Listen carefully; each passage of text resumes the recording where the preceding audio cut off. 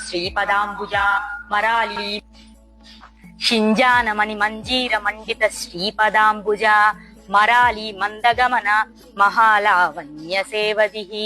మణులతో చేసినటువంటి చిరుమువ్వలతో దేవి యొక్క శ్రీపాదాలు అలంకరించబడ్డాయంట. మరాలి మందగమన మహాలావణ్య సేవది. మరాలి అంటే ఆడహంస.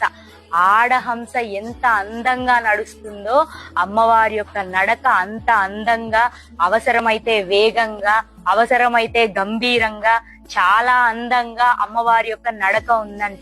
అలా హంసలా ఆవిడ గమిస్తూ సాంబశివుడి సన్నిధికి వెళ్ళిందంట. అప్పుడు మహాలావణ్య సేవది. సేవది అంటే సముద్రం.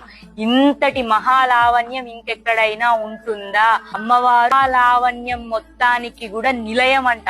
అంతటి అందం ఇంకెక్కడైనా ఉంటుందా అని అంటున్నాడు కవి మనకి ఇక్కడ. మరి లావణ్యం అంటే, లావణ్యం అనే పదానికి తెలుగు పండితులు ఎవరు సరైన అర్థం చెప్పలా. లావణ్యం అంటే అందం అని చెప్పారు. కానీ తెలుగు జాతికి మొట్టమొదటి జ్ఞానపీఠ పురస్కారాన్ని అందించినటువంటి మహానుభావుడు విశ్వనాథన్ సత్యనారాయణ గారు దీనికి సరైన అర్థం చెప్పారు. లావణ్యం అనేటువంటి పదం లవణం అనే పదంలో నుంచి వచ్చిందంట. లవణం అంటే ఉప్పరాయి. ఉప్పరాయిని పగలగొట్టినప్పుడు దాన్ని 2 ముక్కలుగా చేస్తే సహజంగానే దాని లోపల ఒక రకమైనటువంటి మెరుపు ఉంటుంది చూసి